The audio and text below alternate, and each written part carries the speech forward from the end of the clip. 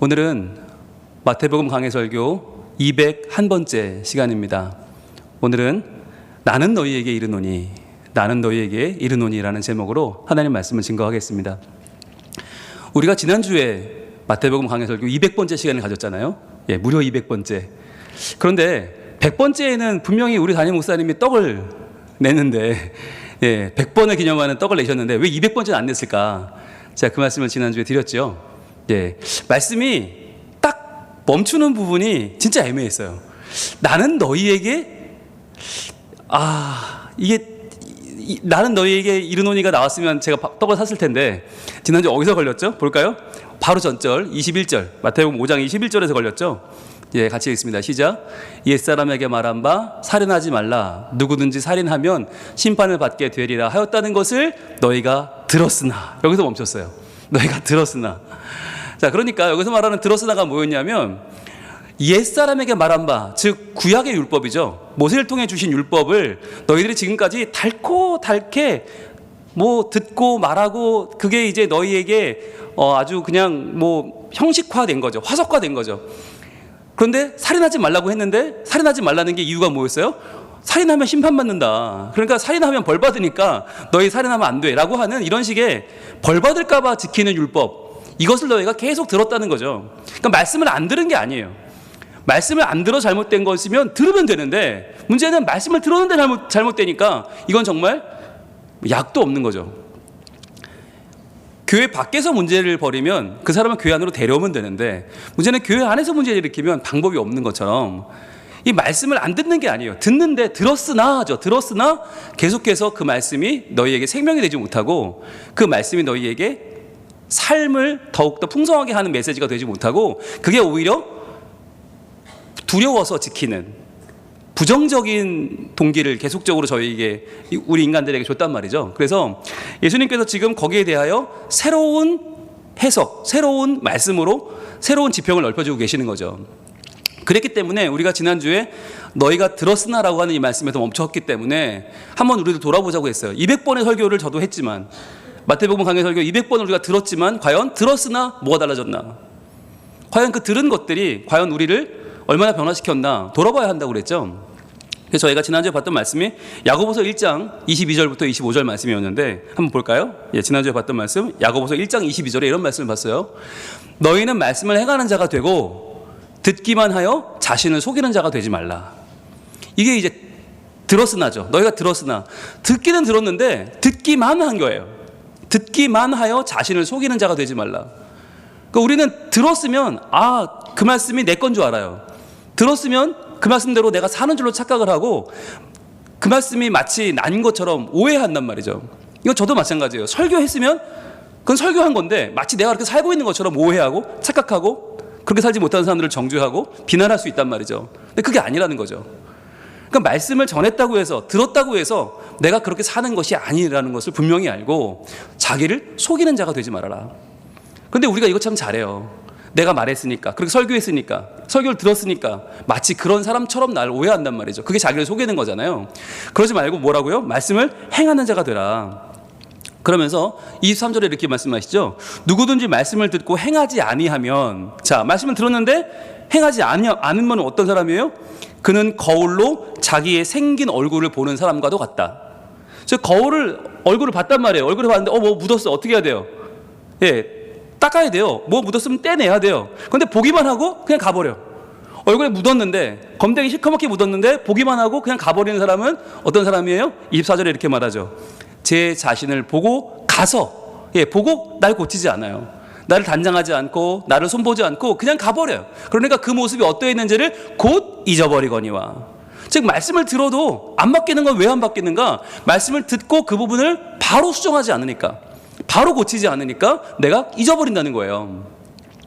여러분, 말씀을 잘 잊어버린다는 말씀 우리가 자주 하잖아요. 난 돌아서면 잊어버려. 나는 예배 드리고 나가면서 잊어버려. 자랑이 아니에요. 왜 잊어버리나? 안 하니까 잊어버리는 거예요.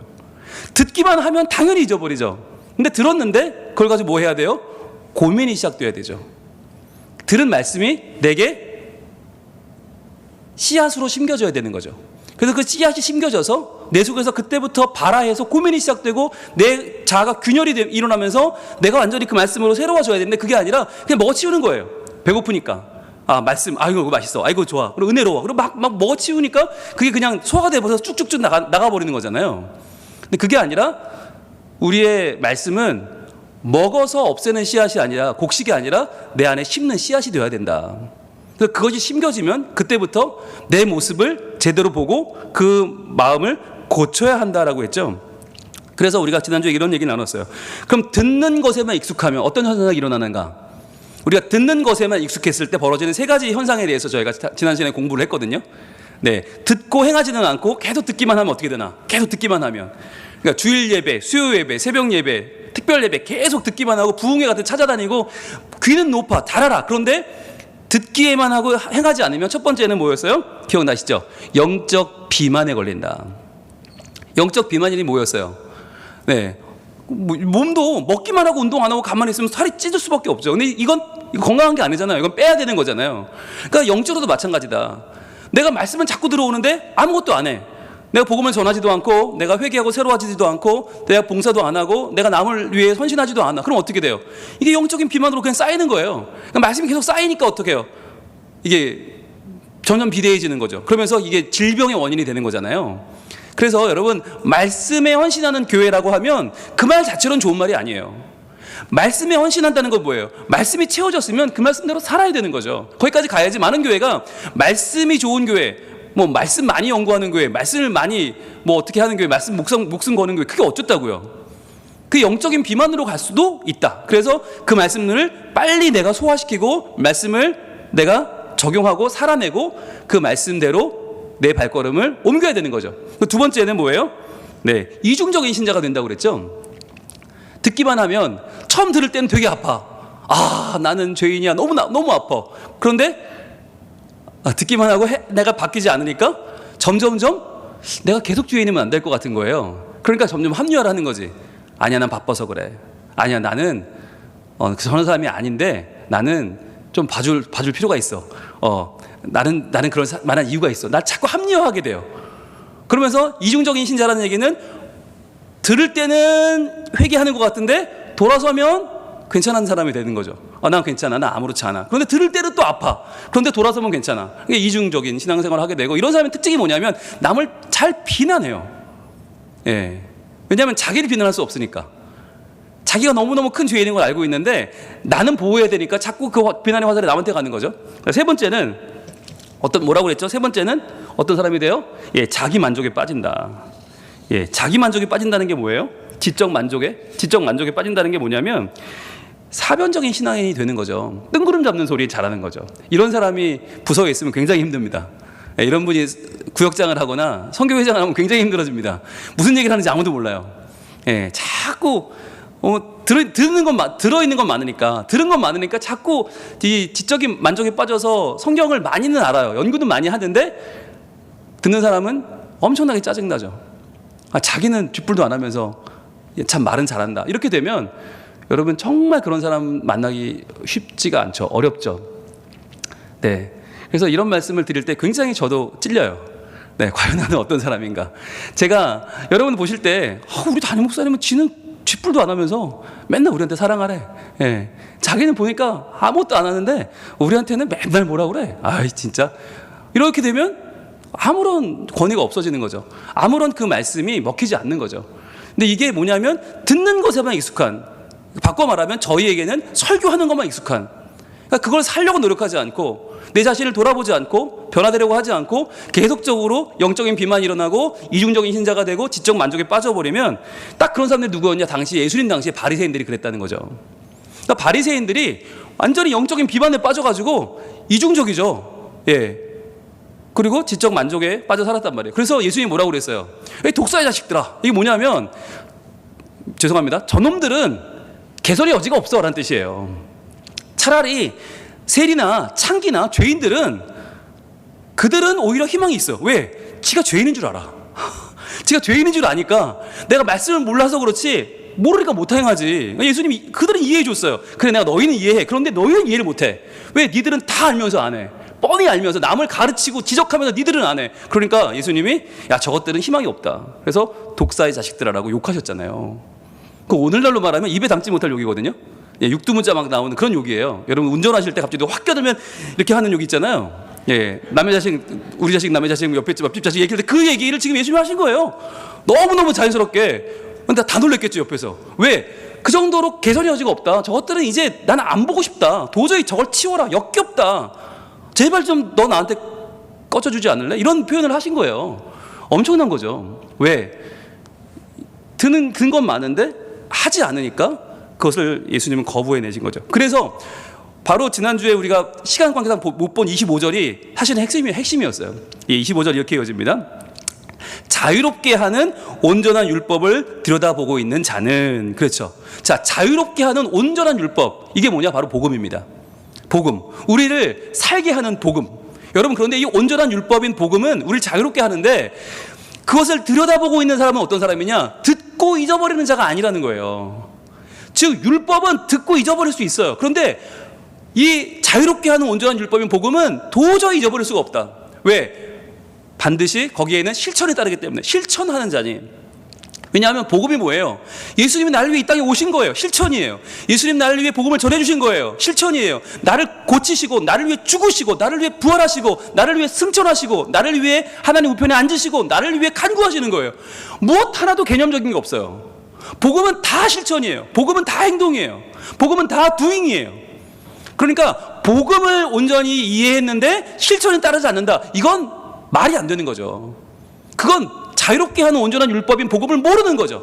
그러니까 머리로만 율법을 알고 머리로만 말씀을 공부했고 전혀 그 삶에 복음이 없어진 사람들을 말하는 말이 바로 율법이란 말인데, 율법주의인데, 그래서 실천하는 자니, 그 다음 중요한 말이 나왔죠. 여러분 그 노란색을 들고 한번 표시해 보겠습니까? 이 사람은 뭐의 복을 받아요? 그 행하는 일의 복을 받으리라. 저는 이 말씀이 너무 좋아요. 이 사람은 복을 받는데 이 사람의 만사가 형통해지는 게 아니에요. 이 사람의 먹는 게 하루 5개 먹는 게 아니고, 이 사람의 자녀가 학교를 턱턱 붙는 게 아니고, 이 사람이 로또에 붙는 게 아니고, 뭐라고요? 그 행하는 일의 복을 받아요. 그 행하는 일. 그러니까 말씀을 듣고 행하지 않으면 뭘 못 받아요? 복을 못 받는 거예요.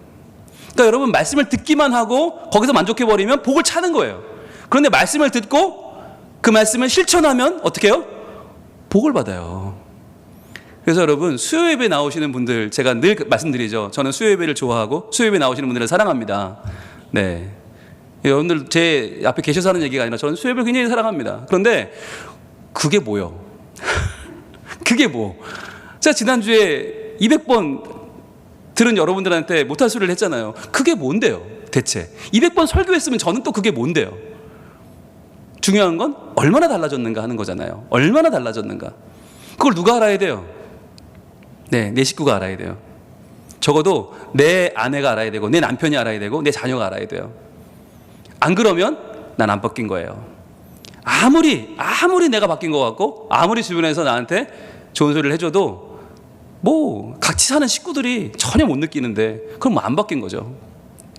그래서 저도 매번 설교하면서 매번 부끄럽고 매번 저를 돌아보게 되는데, 네, 오늘 저희 식구 중에 2명이 와 있고, 네, 또 식구들만큼 저를 잘 아는 여러분들이 앞에 계시고, 또 지난 저의 7년의 과거, 부목사 때의 과거를 알고 계신 분이 또 와 계시기 때문에 여러모로 찔리는데, 그럼에도 불구하고 이 말씀을 안 드릴 수가 없는 것은 우리가 꿈꿔야 되는 건 내 하는 일에 복을 받는 것이다. 그렇게 될 때 우리 가정에 하는 일의 복을 받고, 우리 교회가 하는 일의 복을 받고, 우리 일터와 우리 영혼이 하는 일의 복을 받기 때문이에요. 자, 그러면 이제 여기까지 우리가 21절을 받고, 지난 5주 동안 21절 말씀을 받고, 오늘은 드디어 이제 그 다음 절로 이어지는데, 지난주의 마지막과 이번 주 첫 절이 맞나요? 딱 맞나요? 너무너무 기가 막히게 맞나요?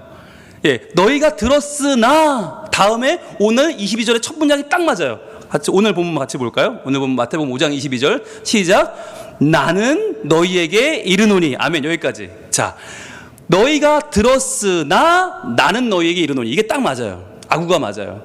이게 지금 어떤 구조냐면, 예수님께서 우리가 십계명을 알고 있는 그 십계명 6가지의 주요 계명에 대한 완전히 다른 해석, 반전을 주님 주고 계시다고 그랬죠. 그 반전을 시작하시는 구조가 너희는 이렇게 들었으나 나는 너희에게 이르노니예요. 자, 그러면 나는 너희에게 이르노니가 이게 이제부터 이제 풀이가 쭉 나오는데, 여러분, 우리가 풀이를 중요하게 생각하지만 더 중요한 건 틀이에요. 틀이 중요해요. 우리가 여호와께서 이르시되 나오면 무조건 노란색으로 치잖아요. 뭐라고 말했냐도 중요하지만 더 중요한 건 그게 하나님 말씀이라는 거 아니에요. 하나님은 말씀하는 분이다. 그 말씀은 이루어진다. 그게 더 중요하죠. 그것처럼 마찬가지로 신약에서도 중요한 게 뭐냐? 나는 너희에게 이르노니, 이게 중요해요. 그 다음 뭐 다 중요하겠지만, 그러나 그보다 훨씬 더 중요한 게 뭐냐? 100배 1000배 중요한 게 나는 너희에게 이르노니, 이건데, 그럼 왜 중요한가? 여러분, 지금까지 많은 이들이 하나님의 말씀을 전할 때 어떻게 전했어요? 어떻게 전했어요? 여호와께서 이르시되 이렇게 전했어요. 하나님이 말씀하시기를 이렇게 전했어요. 그죠? 하나님의 감동을 받아서 전했잖아요. 하나님이 주신 말씀을 전할 때 여호와께서 이르시되, 여호와께서 말씀하시되, 뭐 하나님이 이르시되 이렇게 했거든요. 근데 예수님 뭐라고 그래요? 나는 너희에게 이르노니, 내가 말한다, 이거예요. 내가 말한다. 여러분, 내가 말한다 할 수 있는 사람이 누가 있어요? 하나님의 말씀이잖아요. 내가 말한다. 하나님이 율법을 지금 해석하는데 하나님이 그러시는 데가 아니라 내가 말한다. 여러분, 이게 성경의 혁신 중의 혁신이고 개혁 중의 개혁이죠. 그 누구도 하지 못한 말을 지금 예수님이 하시는 거예요. 그러니까 구약의 율법은 항상 하나님 말씀이 누굴 거쳤어요? 모세를 거쳐서 내려왔어요. 아니면 엘리야를 거치든지 예레미야를 거치든지 항상 누가 있어서 중간에. 그래서 그들이 하나님의 권위로 얘기했어요. 그런데 예수님은요, 그게 필요 없어요. 왜? 그분이 말씀의 주인이기 때문에. 그분이 하나님이시기 때문에. 그분이 인간의 몸을 입고 오신 하나님 자신이요, 태초에 말씀이 계시니라의 그 주인공이 예수님이기 때문에 예수님에게는 내 아버지의 말씀이 이렇다 필요 없는 거예요. 나는 너희에게 이르노니. 그래서요, 이 부분을 헬라어로 보면 되게 재밌어요. 에고 레고거든요. 에고, 이게 나는이고 레고 말한다인데, 근데 재밌는 건 레고만 해도 여기에 1인칭 단수가 다 들어있어요. 히브리어는. 그러니까 레고 하면 나는 말한다예요. 그런데 에고라는 말이 더 붙어 있어요. 그러니까 이걸 우리말로 옮기면 나는 그리고 나는 또 말한다예요. 나는 그리고 또 나는 말한다. 즉, 두 번의 강조가 되어 있어요. 이게 무슨 말이냐? 모세가 주워 듣고 말한 게 아니고, 엘리야가 한 번 거쳐 말한 게 아니고, 이건 요나가, 말라기가, 누군가가 전해 듣고 한 이야기가 아니라 내가 지금 말하고 있다라고 하는 거예요. 이게 권위예요. 권위 중에 권위인 거죠. 예수님의 놀라운 권위가 여기서 나오는 거예요. 여러분, 논문을 쓸 때 제일 중요한 게 각주를 다는 겁니다. 왜냐하면 논문을 쓰는 학생은 권위가 없어요. 대학원이든 박사든 졸업할 때 아직 권위가 없기 때문에 어떻게 해요? 남의 말을 써야 돼요. 남의 말을 가지고 와요. 그래서 각주가 다 이렇게 수백 개씩 붙어 있어요. 그러면 그 각주에 어떤 책이 들어있는가, 어떤 학자가 들어있는가를 보고 그 논문을 판단해요. 이 논문의 가치를 매길 때, 어떤 학자들의 말이 들어있으니까 이 논문은 그래도 쓸만한 논문이라고 판단을 한단 말이죠. 그런데 예수님의 논문에는 각주가 없어요. 하나도 없어요. 다 나는 말한다예요. 다 나는 말한다. 그런데 간간히 있는 각주는 또 뭐냐? 그건 하나님의 말씀을 또 가지고 오십니다. 그러니까 하나님의 말씀을 가지고 오셔서 말씀하시든지, 아니면 대부분은, 신약의 대부분의 말씀은 나는 말한다예요. 에고 레고예요. 여러분, 이 권위, 우리가 이제까지 말씀을 들었으나, 너희가 들었으나 다시 들어야 되는 이유는 뭐냐? 너희가 알고 있지만 다시 그 말씀을 또 받고 해석해야 되는 이유가 뭐냐? 그것은 바로 예수님 말씀의 권위 때문이다. 여러분, 이것을 분명히 아셔야 됩니다. 그래서요, 이 권위에 대해서 우리가 알아볼 수 있는 말씀이 있는데, 여러분, 마가복음 1장으로 가보겠습니다. 마가복음 1장 21절부터 보시면 예수님 말씀이 얼마나 권위 있는지가 나와요. 여러분, 이것을 바로 아시는 것이 예수님의 이 모든 말씀을 이해하는데 굉장히 중요하죠. 자, 마가복음 1장 21절 이렇게 말씀합니다. 자, 그들이 가버나움에 들어가니라. 가버나움은 어디냐면 갈릴리 지방의 제일 중심되는 도시입니다. 여기가 예수님의 선교 베이스 캠프예요. 자, 가버나움은 갈릴리의 가장 번성하는 도시, 모든 어부들이 고기 팔면 여기 와서 돈을 쓰는 동네. 여기가 이제 베드로의 집도 있고 예수님의 거처도 있는데, 가버나움에 들어가느라 예수께서 곧 안식일에 회당에 들어가 가르치심에 그랬어요. 예수님이 하신 세 가지 사역을 기억하시죠? 세 가지 주요 사역이 뭐예요? 하나는 회당에서 가르치시고, 하나는 천국 복음을 전파하시고, 또 하나는 병자를 고치시는 거죠. 이 세 가지 사역이 예수님의 메인 사역이었고, 가르치시고 전파하시고 고치시는 이 세 가지 사역이 현재 우리 교회의 제일 중심 사역이기도 합니다. 자, 여러분, 그런데 들어가 가르치심에, 자, 여기 노란색으로 한번 표시해 보세요. 들어가 가르치심에. 이 마가복음 1장의 핵심 중에 하나는 들어가거든요. 들어가서 예수님은 가르치십니다. 여러분, 예수님을 만난 사람은 어떤 사람이냐? 예수님 우리 안으로 들어오세요. 들어오셔서 가르치십니다. 가르치신다. 디다스코라고 하는 동사는 예수님이 매우 사랑한 동사고, 여러분, 교회라는 말 자체가, 교회가 뭐예요? 가르칠 교회예요.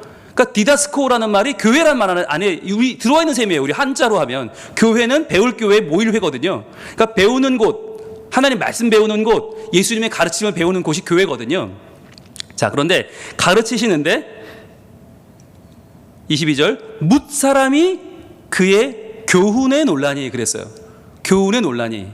이는 그가 가르치시는 것이 권위에 있는 자와 같고 서기관과 같지 아니함일러라. 자, 그러니까 서기관은 뭐가 없어요? 권위가 없어요.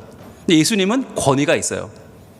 여기서 말하는 교훈이 디다케입니다. 아까 디다코스였죠. 디다코스. 가르치다, 가르치되. 그런데 그 말씀이 가르친 내용이 뭐냐? 교훈이 바로 디다케인데, 그러면 뭘 가르쳤길래, 무슨 교훈을 가르쳤길래 사람들이 놀랐을까? 왜 서기관과 다르게 권위가 있다고 했을까? 여기서 말하는 권위라고 하는 단어, 권위, 엑수시아인데요. 엑수시아는, 엑스는 뭐뭐에서 나온다는 얘기고, 뭐뭐 밖으로 엑스, 튀어나온다는 얘기고, 우시아는 본질이에요. 본질. 그러니까 본질에서 나온 것이 엑수시아예요.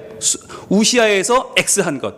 엑수시아, 엑스우시아, 엑수시아. 그게 권위인데, 즉 본질에서 나온 것이 권위죠. 그러니까 예수님 말씀이 권위 있는 이유는 예수님이 본질이시기 때문이죠. 그런데 서기관들은 그 본질을 놓치고 있는 거예요. 예수님을 거절하고, 예수님을 거역하고, 예수님을 거부하고 하는 모든 말들은 다 하나님 말씀을 올바로 이해하지 못한 말이기 때문에 거의 권위가 없죠. 자, 그런데 이 권위가, 재밌는 건요, 이 교훈의 내용이 나와 있지 않다는 거예요. 교훈의 내용이 나와 있지 않고 뭐가 나와 있는가? 이 권위의 능력이 나와 있는데, 그 23절입니다. 23절, 마침 그들의 회당에 더러운 귀신 들린 사람이 있어 소리질러 이르되. 자, 마침 그들의 회당에 더러운 귀신 들린 사람이 들어있다는 거예요. 여러분, 놀라운 일이죠. 회당은 뭐 하는 곳이에요? 예배하는 곳이고 말씀을 선포하고 말씀 듣는 곳인데, 거기 귀신 들린 사람이 있었다. 그러니까 참 귀신은요, 여러모로 역사를 합니다. 네. 그러나 여러분, 귀신이란 게 뭐예요? 죄로 물든 세상에 깨어진 모습을 보여주는 존재가 귀신이죠. 이 귀신이 여기서 뭘 해요? 소리를 질러요. 왜 질렀을까요? 왜 소리를 지를까요? 여러분, 귀신이 만약에 회당 안에 들어왔다면 귀신이 잠잠히 있어야 자기 일을 할 수 있어요? 소리를 지르면 돼요, 안 돼요? 안 되죠. 근데 왜 질렀을까? 왜 자기 정체를 드러낼까? 예수님이 말씀하셨기 때문이죠. 권위 있는 자의 말씀이 떨어졌기 때문에, 이 말씀이 떨어지면 어떻게 돼요? 여러분, 말씀은 변화시키는 힘이 있어요. 그 변화시키는 힘을 자기가 어떻게든 중화시켜 보려고, 막아보려고 귀신이 입을 열어 떠든 것입니다. 여러분, 이게 교회 안에 하나님의 말씀이 선포되지 않고 그리스도의 말씀이 전해지지 않으면요, 반드시 세상의 언어들이 판을 치게 됩니다. 그래서 중요한 건 말씀을 공부한 분들이 말씀을 입에 담는 게 중요합니다. 뒤에만 담지 마시고 입에도 담아야 돼요. 그래서 오늘 들은 말씀에 대해서 이야기하고, 이번 주 주신 말씀에 대해서 이야기하고, 하루 한 장에 대해서 이야기하는 게 왜 중요한가? 여러분, 우리가 교회 안에 있고 구역 안에 있고 가정 안에 있지만, 우리의 본성은 세상의 이야기를 할 수밖에 없고 세상의 소리를 말할 수밖에 없는 사람들이에요. 그러니까 계속적으로 우리가 하나님 말씀을 우리 입에 두는 건 매우 매우 중요한 일이죠. 그리고 이 말씀이 떨어질 때 어떤 일이 벌어지는가? 여러분 보세요. 소리를 질러서 뭐라고 합니까? 24절 이렇게 말합니다. 나사렛 예수여라고 말해요. 나사렛 예수여. 자, 이 말이 왜 중요하죠? 지금 여기가 어디예요? 가버나움이에요. 가버나움은 갈릴리의 가장 번화한 곳이에요. 가장 여기 회당이 있다는 얘기는 뭐냐면 여기는 중심지예요. 그런데 그러한 가버나움 사람들에게 지금 나사렛 예수요. 나사렛은 어디냐면 시골, 살골, 갈릴리에서도 제일 산골. 그러니까 나사렛 예수라고 말하는 이 말 속에는 두 가지 뜻이 있는데, 하나는 예수님을 굉장히 낮춰 부르는 말이에요. 나사렛 예수, 아유 촌놈, 시골 촌놈이라는 뜻이고, 또 하나는 그래서 나중에 사도들이 나사렛 예수라고 말하는 건 뭐냐면 그 낮아지신 예수님이 우리의 구세주가 되셨다. 그래서 예수님이 부활하고 승천하신 뒤에는 그 예수님의 낮아지심을 말할 때 나사렛 예수라는 말을 쓰죠. 지금 귀신들은요, 예수님 낮춰 부르는 거예요. 아유, 저 뭐 이름도 없는 동네, 저 뭐 시골 동네, 나사렛 예수요. 우리가 당신과 무슨 상관이 있나이까? 여러분, 우리 동그라미 해보세요. 우리. 그리고 우리를 멸하러 왔나이까? 우리 동그라미 해보세요. 여러분, 이 말은 맞아요, 틀려요? 이 말은 우리와 상관이 있습니까? 우리를 멸하러 왔습니까? 여러분, 맞아요, 틀려요? 지금 이 귀신은요, 누구랑 우리라고 할까요? 이 귀신 들린 사람, 숙주와 자기를 묶어놓고 있어요. 그래서 마치 귀신이 이 사람과 동일한 한 패인 것처럼 우리라고 묶어서, 아니 예수님, 아무리 예수님이지만 귀신인 저하고는 상관이 있을지 몰라도 이 사람하고는 상관없잖아요. 네, 이 사람과 저를 함께 멸하러 오신 겁니까? 라고 말하는 거죠. 그러면서 뭐라고 해요? 그 다음에 나는, 동그라미에서 나는 당신이 누구인 줄 아노니 하나님의 거룩한 자니이다. 즉 귀신은 아는 거죠. 누군 몰라요. 사람은 모르는 거죠. 그러니까 귀신이 당신은 거룩한 자입니다 라고 예수님에 대해서 이야기할 때는 나는이라고 하지만 그 앞에는 우리라고 하죠. 우리가 무슨 상관이 있습니까? 우리를 멸하러 왔습니까? 이건 이 사람과 자기를 엮는 거예요. 그러면서 마치 운명 공동체인 양, 이 사람을 지금 지배하고 있는 것처럼 말하는 거죠. 여러분, 그럴 수 있어요? 없어요? 없습니다. 여러분, 귀신은 인간을 지배할 수 없습니다. 잠시 그 인간 속에 들어와서 자리를 펼 수는 있어요. 그러나 여러분, 그 자리를 영원히 가질 수는 없어요. 왜냐하면 인간의 주인은 하나님이시기 때문에 이건 절대로 할 수 없는 짓이에요. 그런데 이 지금 귀신이 마치 자기가 이 사람을 지배하듯이 말하고 있죠. 그때 예수께서 뭐라고 하세요? 25절, 예수께서 꾸짖어 이르시되 잠잠하고 그 사람에게서 나오라. 예수님이 지금 선언하시는 거죠. 분리시키는 거죠. 너희는 우리가 아니야. 너희는 한 몸이 아니야. 너는 거기 있으면 안 돼. 나와. 라고 하시는 거죠. 귀신은 자기가 이 사람과 마치 한 몸인 것처럼 자기를 자꾸 붙여요. 우리. 그런데 예수님은 아니, 너희 우리가 아니야. 나와. 꾸짖으시는 거죠. 여러분, 이게 권위예요. 예수님 말씀의 권위가 뭐냐? 어떻게 본질에서 나오신 분이냐? 이분은 귀신을 꾸짖어서 쫓아내신단 말이죠. 여러분, 아까 우리가 이야기했어요. 가르치실 때 어떻게 가르쳤다고요? 들어가서 가르치셨어요. 지금 뭐라고 하세요? 귀신을 나가라고 하세요. 이게 핵심이에요. 예수님이 우리 안에 들어오시면 누가 나가요? 귀신은 도망가는 거예요. 즉 예수님을 우리가 모셔드리면 우리 안에 있는 귀신은 나간다. 우리 안에 있는 세상에 나를 얽어매고 있는 것들은, 또는 나에게 주인 삼은 것들은 다 나갈 수밖에 없는 거예요. 중요한 건 예수님을 내 안에 계속해서 모시려는 노력이 중요합니다. 여러분, 이 예수님을 모시려는 노력이 뭐예요? 바로 오늘의 말씀이에요. 나는 너희에게 이르노니, 이거예요. 나는 너희에게 이르노니. 여러분, 이 말씀을 제외하면 우리가 예수님을 모실 길이 없어요. 예, 우리가 그 말씀을 제외하고 예수님을 모실 길이 없다. 자, 26절 봅니다. 이렇게 이어집니다. 더러운 귀신이 그 사람에게 경련을 일으키고 큰 소리를 지르며 나오는지라. 자, 여러분, 귀신은 왜 더럽죠? 말씀드렸죠? 네, 우리가 하루 한 장 할 때 여러 번 공부했는데 귀신은 무서운 존재가 아니다. 네, 우리가 전설의 고향 볼 때 저도 이렇게 봤거든요. 이렇게 무서워서, 네, 막 머리 풀고 나타나서 막 내 다리 내놔 그러면서 막 이렇게 칼 물고 피 뚝뚝 흘리고 머리 이렇게 풀어헤치고 그러면 너무 무서웠어요. 저도 그걸 이러면서 봤는데, 그때 저는 오해를 한 거죠. 아, 귀신은 무서운 존재구나. 귀신을 보면 무조건 도망가야지 라고 생각한 거죠. 근데 그게 잘못된 학습인 거죠. 귀신은 무서운 존재가 아니라 더러운 존재다. 예, 똥이 무서워서 피합니까? 더러워서 피하죠. 네, 귀신도 마찬가지예요. 귀신이 왜 더럽냐? 예수님을 알아보잖아요. 적어도 얘는 알아봐요. 당신은 하나님의 거룩한 자입니다. 알아보는데 섬기지는 않아. 그러니까 더러운 자죠. 알아보는데 안 섬겨. 여러분, 이게 더러운 거예요. 즉 인간도 언제 인간이 더러워지는가? 예수님을 알아는 보면서 안 섬기면 이게 더러운 인간이 되는 거예요. 그래서 이 무섭지 않은 무서운 귀신이 아니라 더러운 귀신은 어떻게 돼요? 그 사람에게 경련을 일으키고 큰 소리를 지르며 나아갑니다. 도망쳐 버립니다. 여러분, 이것이 예수님이 오셨을 때, 예수님이 들어오셨을 때 일어나는 일이죠. 그런데 여기에 대한 해석이 중요해요. 예수님이 오셔서 그를 꾸짖어서 귀신을 내쫓았을 때 사람들이 뭐라고 하는가가 중요해요. 이걸 잘 보셔야 돼요. 이게 27절이에요. 같이 읽습니다. 시작. 다 놀라 서로 물어 이르되 이는 어찌미냐? 권위 있는 새 교훈이로다. 더러운 귀신들에게 명한즉 순종하는도다 하더라. 여러분, 예수님의 말씀이 권위 있는 이유는요, 이 말씀이 이런 해석 처음 봤어가 아니에요. 이 해석 굉장히 심플하고 굉장히 모던하고 굉장히 아방가르드하고 굉장히 너무 좋은데? 이런 게 아니에요. 예수님 말씀이 권위 있는 이유가 뭐냐? 그 말씀에 능력이 있기 때문이에요. 여러분, 그 말씀을 받고 우리가 순종하지 않을 수 있는 길은 없어요. 더러운 귀신조차도 그 말씀에 순종하여 튀어 도망가고 맙니다. 그렇다면 여러분, 순종하지 않는 사람은 어떤 사람이에요? 귀신만도 못한 사람이에요.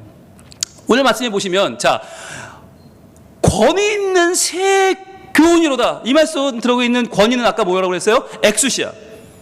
본질에서 나온 것. 그 권위 있는 새 교훈. 여러분, 이 새 교훈 동그라미 해보세요. 노란색으로. 새 교훈이 중요한데, 이 교훈은 디다케인데, 새 교훈은 뭐냐?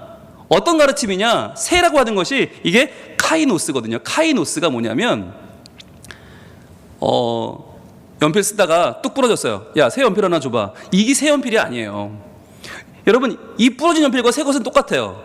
볼펜 쓰다가 야, 볼펜 떨어졌는데 볼펜 줘봐. 이 새 볼펜은 이것과 똑같아요. 만약에 우리가 대강절 초를 쓰다가 이걸 다 타버려서 새 초로 바꿨어. 그러면 똑같았죠. 이 초와 그 초는 똑같은 거예요. 그러니까 바꿨지만 새 거가 아닌 거예요. 근데 여기서 말하는 카이노스는 뭐냐? 여기서 말하는 새 교훈이 뭐냐?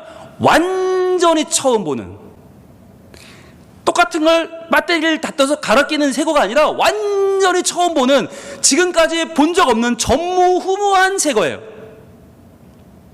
즉, 이 사람이 말과 이 사람 말이 일리는 있는데 조금 더 이 사람 말이 나아 보여가 아니라 이전까지 완전히 보지 못한 새로운 교훈. 그렇다면 본질에 출발한 예수님의 교훈이 왜 완전히 새로운 카이노스 디다케냐? 왜 카이노스라는 말이 썼냐? 왜 새라는 말이 썼냐?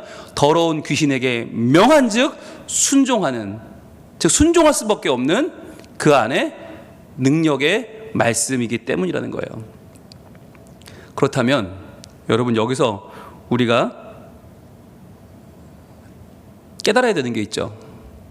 여러분, 말씀을 듣는 사람에게, 우리 말씀을 받는 사람에게, 또는 말씀을 연구하는 사람에게 능력이란 무엇입니까?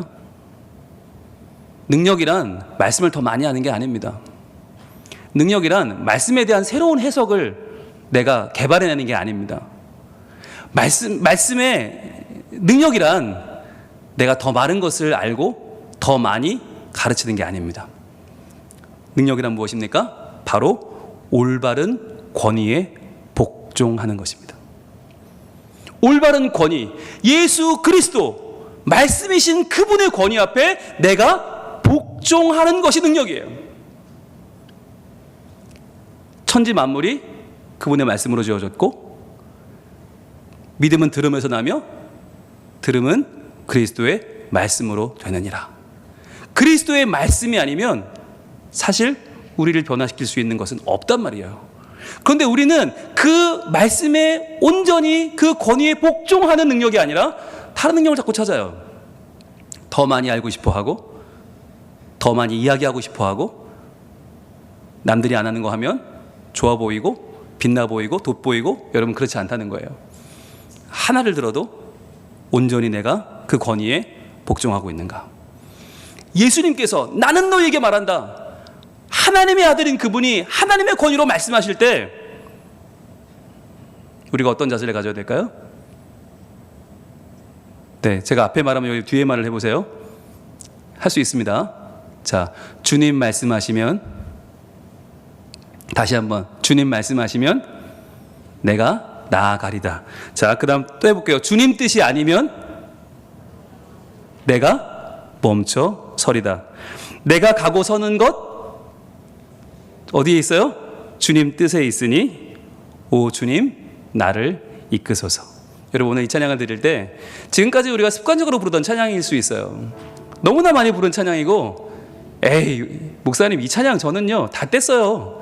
새로운 거 부르죠. 이 찬양 지겨워요 라고 할 수 있어요. 그러나 여러분 과연 이 말씀이 우리에게 지금 어떻게 다가오고 있는가? 어떻게 우리가 반응하고 있는가가 중요한 거예요.